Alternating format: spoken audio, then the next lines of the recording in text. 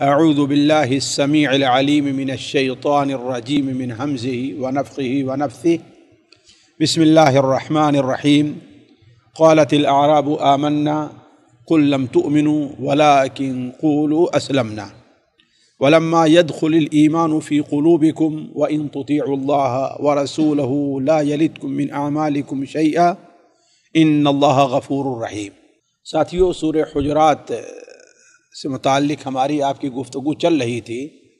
اس سورت کے ابتدائی میں یہ بات آئی ہے کہ بعض بدوی قبائل جو نبی کریم صلی اللہ علیہ وسلم کی خدمت میں آتے تھے تو آپ سے خطاب کیا کرنا ہے، آپ کی مجلس میں کیسے رہنا ہے، اگر ایسے وقت میں آئیں کہ آپ صلی اللہ علیہ وسلم کی آرام کا وقت ہے تو اس وقت کیا ادب ملحوظ رکھنا ہے، اس کا وہ لحاظ نہیں کرتے تھے۔ انہی اعراب سے متعلق ایک اور بڑی اہم غلطی پر آخر کی آیات میں متنبہ کیا گیا ہے، اور اگر غور کریں تو یہ غلطیاں ہمارے اور آپ کے اندر یا ہمارے آپ کے معاشرے میں بہت زیادہ پائی جاتی ہیں، بہت زیادہ پائی جاتی ہیں۔ اور وہ غلطیاں کیا ہیں؟ دو قسم کی غلطی ہے۔ ایک غلطی تو یہ ہے کہ انسان بظاہر اپنے آپ کو ویسے ظاہر کرنا چاہتا ہے کہ گویا وہ اسلام کا سب سے بڑا خیر خواہ اور اسلام کا سب سے بڑا پیروکار ہے۔ وہ اپنے آپ کو دین کا بہت بڑا حامی یا کم سے کم دین کا ایک بہت بڑا مظہر ظاہر کرنا چاہتا ہے، اور اپنے ظاہر سے وہ کچھ دکھانا چاہتا ہے لوگوں کو جو باطن میں وہ چیزیں نہیں پائی جاتی ہیں۔ عام طور پر یہ برائی آج بھی لوگوں میں ہے۔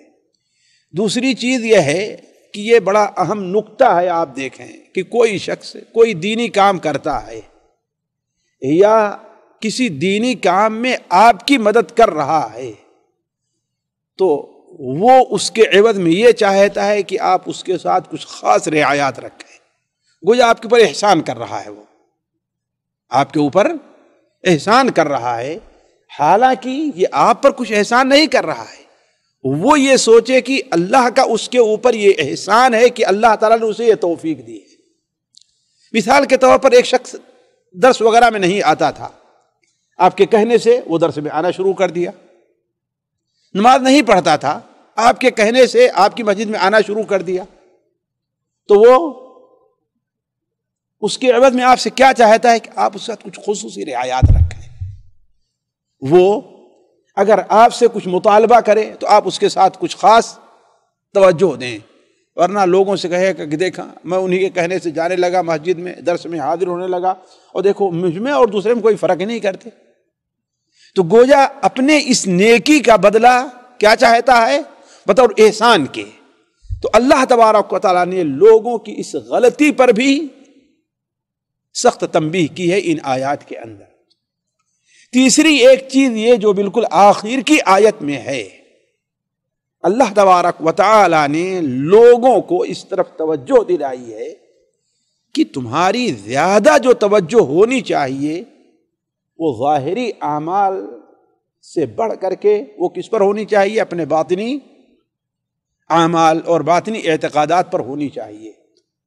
اور یہ سمجھ لینا چاہیے کہ اللہ تبارک و تعالی جیسے تمہارے ظاہر کی خبر رکھتا ہے ویسے ہی تمہارے باطن کی خبر رکھتا ہے۔ اسی لیے بعض اہل علم نے کہا کہ یہ آیت سخت تنبیہ ہے اس بات کے اوپر کہ انسان اپنے حسن خاتمہ کا اہتمام کرے اور برے خاتمے سے انسان بچتا رہے۔ اب اختصار کے طور پر ان آیات کی ہم تفسیر سنتے ہیں۔ قالت الاعراب آمنا قل لم تؤمنوا ولكن قولوا اسلمنا۔ اعراب، اعرابی، بدو کیا کہتے ہیں؟ ہمارے ہاں اس کا ترجمہ عام طور پر دیہاتی کہتے ہیں، دیہاتی اس کا ترجمہ نہیں ہے۔ دیہات کے لوگ بھی کسی حد تک مہذب قسم کے ہوتے ہیں بخلاف اہل بادیہ کے۔ تو الاعراب قالت الاعراب آمنا، بدویوں نے کہا کہ ہم ایمان لے آئے. آپ ان سے کہیے کہ لم تؤمنو، تم ایمان نہیں لائے ہو، ابھی تم ایمان نہیں لائے ہو. ولیکن قولوا اسلمنا، بلکہ تم کیا کہو کہ ہم اسلام لے آئے ہیں. یہاں اس سے معلوم ہوتا ہے کہ ایمان اور اسلام میں کچھ فرق ہے. وہ فرق کیا ہے کہ اسلام ظاہری امور کی پیروی کا نام ہے اور ایمان دل سے کسی چیز کے اعتراف اور اس پر یقین کا نام ہے. اسی لیے حضرت جبرائیل علیہ الصلاۃ والسلام نے جب اللہ کے رسول صلی اللہ علیہ وسلم سے یہ پوچھا کہ اسلام کیا ہے تو آپ نے ظاہری امور بتلائے. شہادتین کا اقرار، ظاہر بات ظاہری ہے، نماز، روزہ، حج، زکوٰۃ. اور جب ایمان سے متعلق سوال کیا تو آپ نے وہ عقائد سے متعلق جو چیزیں ہیں، جو باطنی ہیں، قلبی جو چیزیں ہیں، ان کی طرف آپ نے رہنمائی فرمائی کہ اللہ پر ایمان، اللہ کے فرشتوں پر ایمان، اللہ کے رسولوں، اللہ کی کتابوں، ان چیزوں کی طرف آپ نے یہ فرمایا. تو اس طریقے سے دونوں میں فرق ہے. ایمان کہا جاتا ہے جو قلبی عبادات ہیں، دلی امور ہیں، اور اسلام کہا جاتا ہے جو ظاہری عبادات اور ظاہری اسلام کی فرما برداری ہے. یہ اس صورت میں ہے جبکہ دونوں کا تقابل ہو تو، اور اگر دونوں کا تقابل نہ ہو تو جیسا کہ قرآن اور حدیث میں وارد ہے، اسلام بول کر کے ایمان اور اسلام دونوں مراد لیے جاتے ہیں، اور ایمان بول کر کے اسلام اور ایمان دونوں مراد لیے جاتے ہیں، دونوں مراد لیے جاتے ہیں. یہ ایک الگ مسئلہ ہے. تو قالت الاعراب آمنا، اعراب نے، بدویوں نے یہ کہا کہ ہم مومن ہو گئے. آپ ان سے کہیے کہ لم تؤمنو، تم مومن نہیں ہوئے ہو، بلکہ تم یہ کہو کہ ہم لوگ مسلمان ہوئے ہیں، تابع دار ہوئے ہیں، فرما بردار ہو گئے ہیں. اس ایمان کی جو اصل حقیقت ہونی چاہیے ابھی تک تمہارے دلوں میں جاگزی نہیں ہوئی ہے کہ اگر اسلام ایمان کی صحیح حقیقت جاگزی ہو جائے تو وہ بظاہر اس سے کسی چیز کا اپنے عمل پر کسی سے کوئی مطالبہ نہیں کرتا. اور تم تو یہ چاہتے ہو کہ ہاں بھائی تم مسلمان ہو گئے ہو، ہے کہ نہیں، تو اللہ کا رسول تمہاری مدد کرے. جس طریقے سے بعض ضعیف روایات اس سلسلے میں آئی ہیں کہ بدوی قبائل، خاص طور بنو جوہینہ وغیرہ کے بعض لوگ آئے بنو اسد کے، تو وہ یہ ظاہر کرنے لگے کہ بنو تمیم اور ان کی طریقے سے ہم نے آپ سے لڑائی نہیں کی، ہم لڑائی میں مسلمان نہیں ہوئے، ہم تو خود فرمانبردار ہو کر کے آئے ہیں، لہذا ہمارے ساتھ آپ کی خصوصی رعایت ہونی چاہیے جو ان لوگوں کے ساتھ نہیں ہے. مال غنیمت میں سے یا ہمارے یہاں اگر خشک سالی ہے تو ہمارے لوگوں کی مدد کے طور پر. تو ایسے ہی لوگ موقع پر اللہ تعالیٰ نے کیا بیان فرمایا کہ وَلَٰكِنْ قُولُوا أَسْلَمْنَا وَلَمَّا يَدْخُلِ الْإِيمَانُ فِي قُلُوبِكُمْ، لیکن یہ کہو کہ ہم مسلمان ہوئے ہیں، ہم فرما بردار ہوئے ہیں، اور ابھی تک تمہارے دلوں میں ایمان داخل نہیں ہوا ہے. اس سے مراد راجح قول کے مطابق حقیقی اور پختہ ایمان ہے. وہ ایمان ہے جسے مکمل اخلاص کہتے ہیں کہ بندہ اپنے ایمان کے عوض، اسلام کے عوض کسی دنیاوی چیز کا مطالبہ نہ کرے. جیسا کہ حضرت عمرو بن عاص رضی اللہ تعالی عنہ جب مسلمان ہو کر کے آئے تو اللہ کے رسول صلی اللہ علیہ وسلم نے انہیں کہا کہ ہتھیار لو اور تیار ہو جاؤ، ہو سکتا ہے کہ اللہ تعالیٰ تمہیں اس کے عوض میں کچھ مال غنیمت عطا فرمائے. تو حضرت عمرو بن عاص نے کیا کہا، اے اللہ کے رسول صلی اللہ علیہ وسلم، میں مال کے لیے مسلمان نہیں ہوا ہوں. تو ایسے موقع پر آپ نے کہا تھا نعم المال الصالح للرجل الصالح، نیک آدمی کے لیے صاف ستھرا حلال مال بڑی اچھی چیز ہے. ایسے بہت سے واقعات ہیں. ایک بدوی آ کر کے مسلمان ہوتا ہے، اللہ کے رسول صلی اللہ علیہ وسلم، سنن نسائی کی روایت ہے، آپ صلی اللہ علیہ وسلم کے ساتھ کسی فوجی ٹولی میں نکلا تو آپ صلی اللہ علیہ وسلم نے اسے مال غنیمت کا کچھ حصہ دیا. تو اس شخص نے کہا کہ میں اس مال کے لیے مسلمان نہیں ہوا ہوں، میں تو مسلمان یہ ہوا ہوں کہ کہیں سے اڑتا ہوا تیر آ کر کے میرے یہاں لگے اور میں شہید ہو جاؤں۔ تو آپ صلی اللہ علیہ وسلم نے کیا بیان فرمایا تھا؟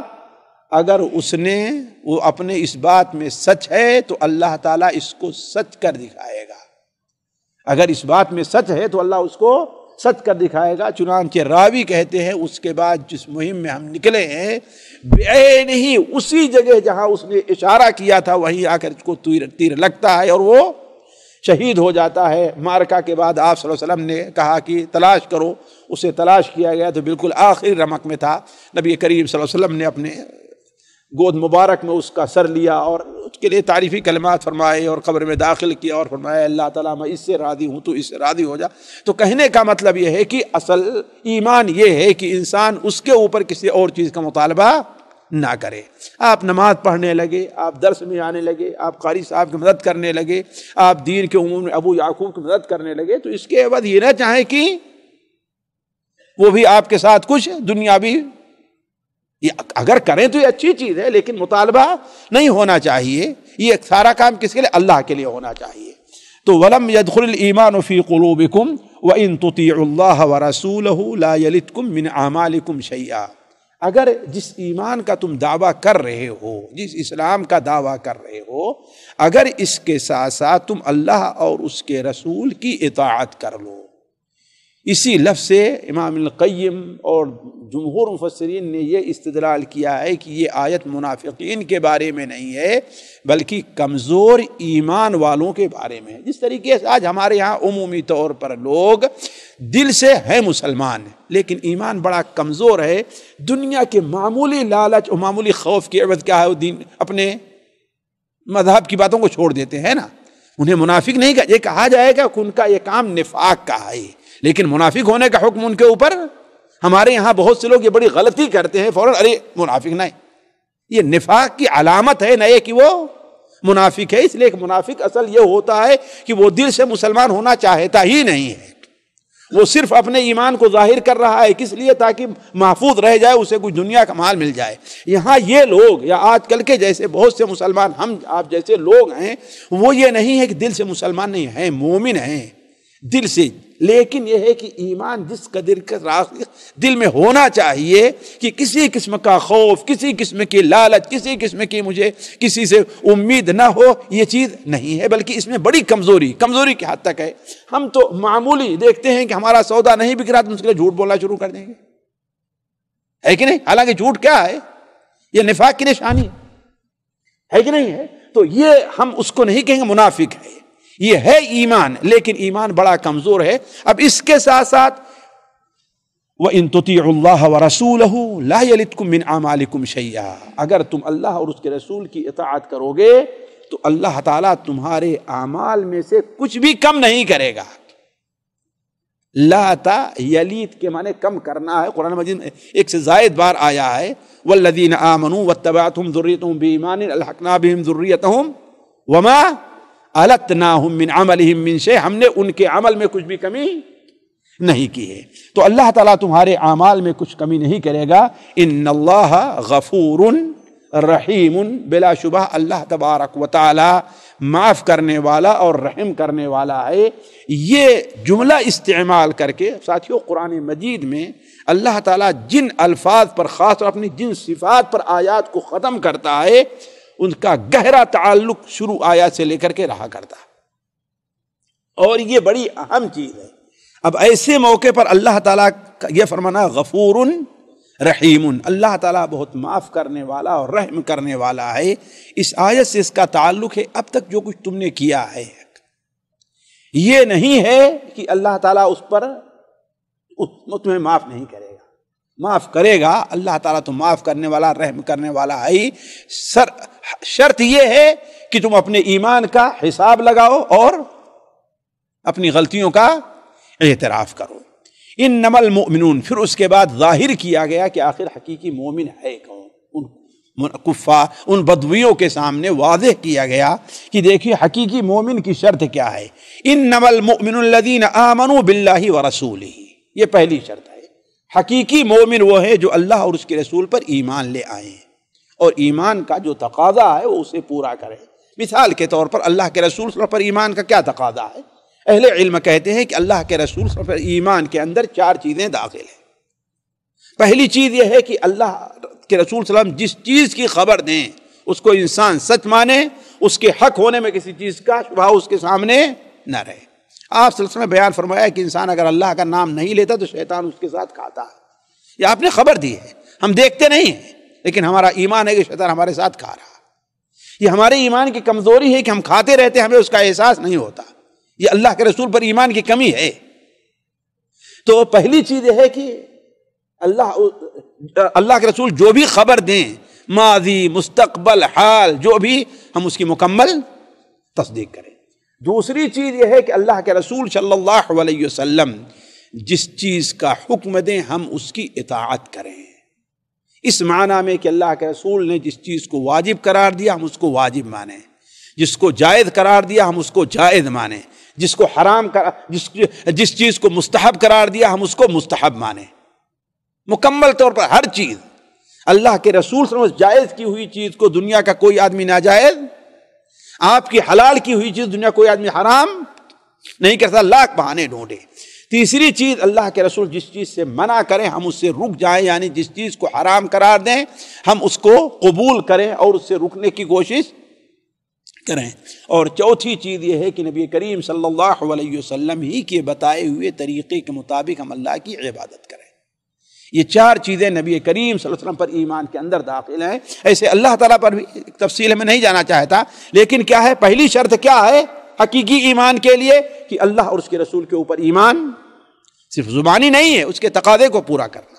دوسری چیز کیا ہے؟ ثم لم یرتابوا، پھر تعقیب کے لیے ایمان کے بعد اب اس میں کوئی شک اور ریب اور شبہ نہ رہ جائے، نہ اللہ کے رسول صلی اللہ علیہ وسلم کی خبر میں، نہ اللہ کے رسول صلی اللہ علیہ وسلم کے امر میں، نہ اللہ کے رسول کی نہی میں، نہ اللہ کے رسول صلی اللہ علیہ وسلم کی اتباع میں۔ کسی بھی قسم کا ریب ہمیں مستقبل میں بھی نہیں پایا جانا چاہیے۔ ثم لم یرتابوا، پھر اور تیسری شرط کیا ہے؟ وجاہدوا باموالہم وانفسہم فی سبیل اللہ، اپنے مال اور اپنے نفس کے ساتھ اللہ تعالیٰ کے راستے میں جہاد کریں۔ یہ دونوں ہونا چاہیے۔ یہ جہاد یہ کوئی ضروری نہیں ہے کہ ہاں قتال ہی ہو، ہم سے بھی جہاد کا مطالبہ ہے، آپ سے بھی جہاد کا مطالبہ ہے، ایک مرد سے بھی ایک عورت سے بھی۔ اسی لیے یحییٰ ابن معاذ کہتے ہیں کہ ایک بزرگ تھے، انہوں نے ایک بار جہاد سے متعلق تقریر کی تو کسی عورت نے کہا کہ الحمدللہ یہ بڑا اہم ہے، اہمیت بیان کر رہے ہیں، لیکن اللہ تعالیٰ نے ہم کو اس سے معذور رکھا ہے۔ انہوں نے کیا کہا؟ اللہ نے تمہیں سے جہاد کرنے سے تو معذور رکھا ہے، لیکن زبان اور دعا سے جہاد کرنے سے اللہ تم کو معذور نہیں رکھا ہے۔ تو وجاہدوا باموالہم وانفسہم، اور مال سے، اسی لیے بہت اہم ہے مال سے جہاد۔ قرآن مجید میں 1-2 جگہ کے علاوہ سب سے پہلے مال سے جہاد کو مقدم کیا گیا ہر جگہ، پھر اس کے بعد نفس کو رکھا گیا ہے۔ چاہے سورہ توبہ میں ہے، سورہ توبہ میں جہاں پر نفس کو مقدم کیا گیا ہے، باقی ہر جگہ مال ہی کو جہاد پر جہاد بالمال ہی کو مقدم کیا گیا ہے۔ تو وجاہدوا باموالہم وانفسہم فی سبیل اللہ اولئک ھم الصادقون۔ یہ 3 شرطیں جو پوری کر لیں اپنے ایمان کے ساتھ ساتھ، دعوی ایمان کے ساتھ ساتھ، تو کیا یہی لوگ وہ سچے ہیں۔ قل اتعلمون اللہ بدینکم، اللہ تبارک و تعالی فرماتا ہے آپ ان سے کہیے کیا تم اللہ تعالیٰ کو اپنے دین کے بارے میں بتا رہے ہو کہ ہم مومن ہیں؟ تمہارے بتائے بغیر اللہ کو نہیں معلوم ہے؟ یہیں سے بعض علماء نے یہ استدلال کیا ہے کہ جو زبان سے لوگ نیت کرتے ہیں، تو کیا اللہ کو بتا رہے ہو کہ نماز میں ہم کھڑے ہو رہے ہیں؟ اللہ کو معلوم نہیں ہے کہ نماز کے لیے کھڑے ہو رہے ہو؟ تم زبان سے کہنے کی ضرورت، نیت کرتا ہوں اے اللہ میں 2 رکعت تیرے واسطے۔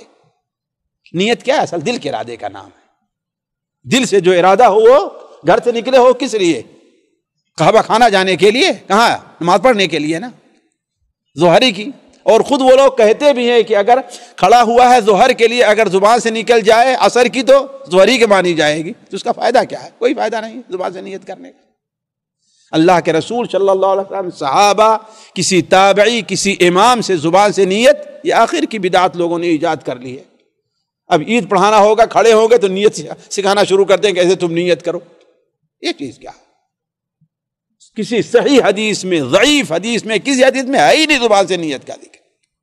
تو علی کل حال بعض اہل علم نے اس سے استدلال کیا ہے کہ یہ غلط طریقہ ہے۔ قل اتعلمون اللہ بدینکم، آپ ان سے کہیے کیا تم اللہ تعالیٰ کو اپنے دین کے بارے میں بتا رہے ہو؟ حالانکہ اللہ تو یعلم ما فی السماوات و ما فی الارض، تمہارا دل کیا، تمہارے بارے میں کیا؟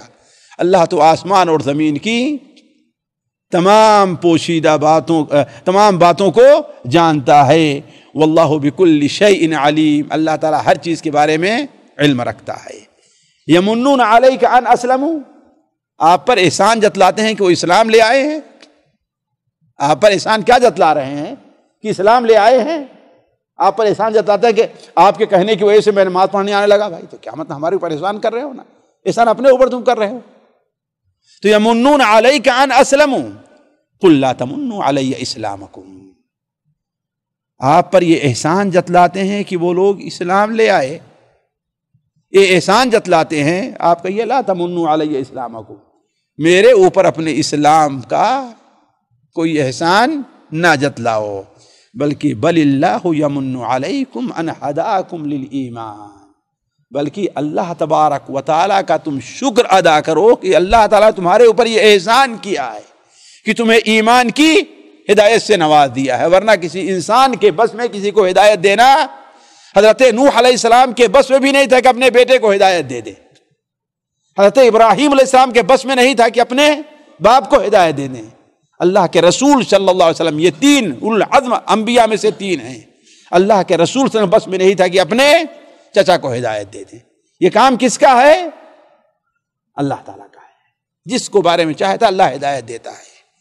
تو بل اللہ یمن علیکم ان ہداکم للایمان، بلکہ حقیقت یہ ہے کہ اللہ نے تمہارے اوپر احسان کیا کہ تمہیں ایمان کی، سچے ایمان کی ہدایت دی، ان کنتم صادقین، اگر تم سچے ہو، اگر تم سچے ہو تو اس کو کر دکھاؤ اللہ تعالیٰ پر کہ اس احسان کی تم قدر کرو۔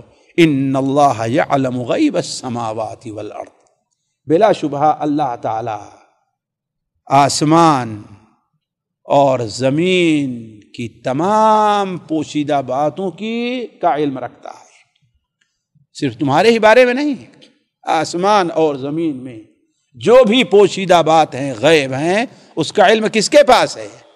اللہ تعالیٰ کے پاس ہے۔ واللہ بصیر بما تعملون، اور جو کچھ تم عمل کر رہے ہو، جو کام کر رہے ہو، اللہ تبارک و تعالیٰ اس پر اچھی طریقے سے نگراں ہے، اللہ اس پر نگراں ہے، دیکھ رہا ہے۔ اس لیے اپنے دل میں جو بات ہے اس کے خلاف ظاہر کرنے کی کوشش نہ کرو، ورنہ اللہ تعالیٰ تمہیں رسوا کر کے رکھ دے گا۔ تو ساتھیو، یہ باتیں ظاہر تو نازل ہوئی ہیں کن کے بارے میں؟